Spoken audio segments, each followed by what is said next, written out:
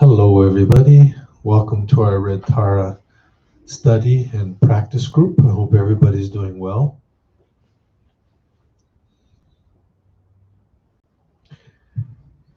In case this is your first time with us, the information we are slowly and deliberately and preciously going through the book Change of Heart, written by Chagdud Gonpa together with Lama Shenpen. And we are in the chapter on the roots of happiness and suffering. Technical difficulties? Só o foco. Só foco. Fora de foco. Mas o som tá bom. Tá desfocado.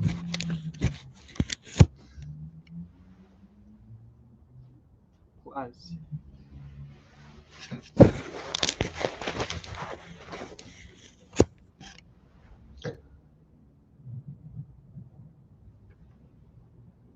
Rinpoche starts out, he tells us a story.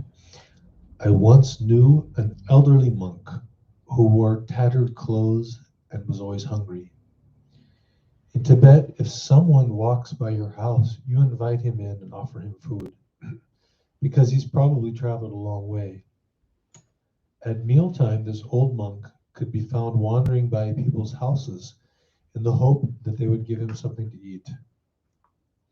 Whenever I traveled to perform a large ceremony, he would ask to come with me because the sponsors would be certain to make offerings to anyone who was with me. During one of these ceremonies, he died. Later, when we went to his home, we found that he had been sleeping on 700 silver coins. At that time in Tibet, a silver coin went a long way. We were astonished because we had always thought he was so poor. Then someone noticed that one wall of the house looked different than the others. He knocked on it, joking that there was probably money inside. It sounded hollow, so we tore it down. We found several bags of silver coins, so heavy that two men could hardly lift them up. Most of the people who had been feeding the monk were much poorer than he was. Wealth and poverty are a state of mind. Someone may have a great deal of money and be a miserable, greedy person. Someone else may have very little and be content, even generous. Many people, wealthy and poor, think that their difficulties justify stealing or harming others. A person's lot in life doesn't indicate how much that person may suffer. People can live in palaces and still be desperate, lost, and lonely. Many wealthy people are unhappy about losing $100, even if they still have $1 million. They are slaves to their money. The first thing they think about in the morning is making more. And the last thing they think about at night is how to avoid losing what they have. The most severe suffering in the 6 realms, that's called the hell realms, arise as a reflection of extreme hatred, anger, and cruelty.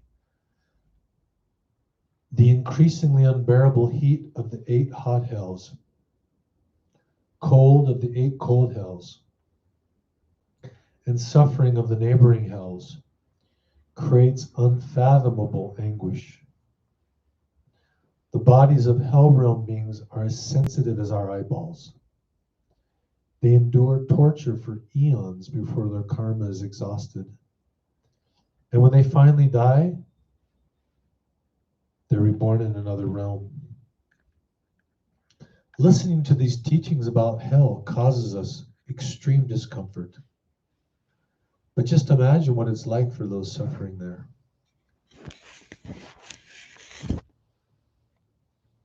The realm of hungry ghosts is characterized by starvation and thirst,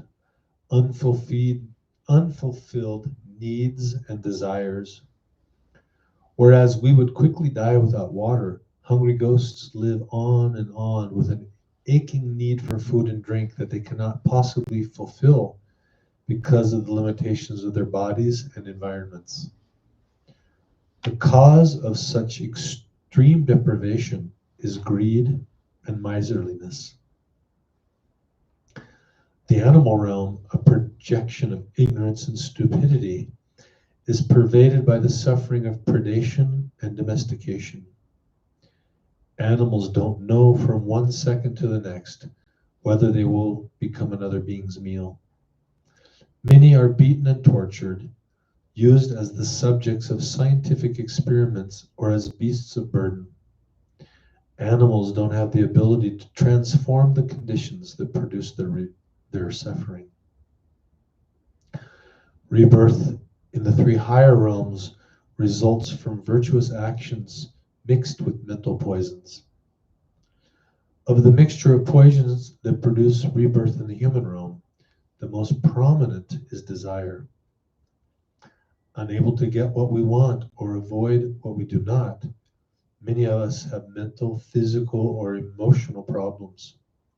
Happiness and suffering fluctuate as our karma ripens and bears fruits. We all share the suffering of birth, sickness, old age, and death. The jealous gods suffer from extreme competitiveness, covetousness, and continuous strife and warfare. Birth in this realm results from virtuous actions motivated by rivalry or jealousy, as when one helps others in order to prove one's own moral superiority. The God realm is extremely pleasurable, and lifetimes last hundreds of thousands of our years. Because worldly gods never suffer, they have no incentive to change. The pride and self-interest mixed with virtue that lead to such an abundant and sensual existence blind them to the fact that it too is impermanent. Their fate is like that of a hot air balloon that sooner or later cools and falls from the sky. Once their positive karma plays itself out, they begin the process of dying, which lasts for the equivalent of 350 human years. During that entire time, the worldly gods foresee the suffering they will experience in the lower realm. Because their merit has been depleted, they have no power to prevent this outcome. They have created neither the enormous amount of virtue necessary to remain in the God realm, nor the causes or conditions to be liberated from samsara. The suffering of their inevitable descent to a lower realm is like that of a fish thrown onto hot sand. Clinging to bliss, clarity, or stability in meditation can lead to rebirth in a desire God realm, a form God realm, or a formless realm, a state of great bliss that can last for eons. In none of these realms can one attain liberation. As soon as one's karma is exhausted, as if waking from a night's sleep, one finds themselves back in the lower realm. Although we in the human realm don't live as long as the gods or experience the same pleasure, we have a unique capacity to change and the potential to attain enlightenment. It is far easier and more effective to tame the mind and benefit others in this bittersweet human life. One thing that keeps us from doing that is false contentment. It is as if we are dangling off a precipitous cliff, holding on with one hand, yet thinking that death is very far away. The truth is, there is no time for complacency. If we lose our grip, our situation becomes hopeless.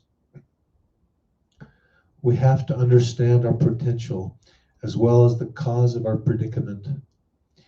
If there were no real opportunity for change, there would be no reason for a spiritual path.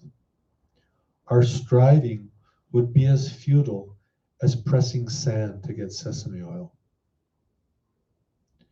But we now enjoy the very fortunate conditions of the human realm. We can find everything we need to develop and train the mind. and we have many occasions to practice patience, generosity, and compassion. So it is extremely important that we apply ourselves well.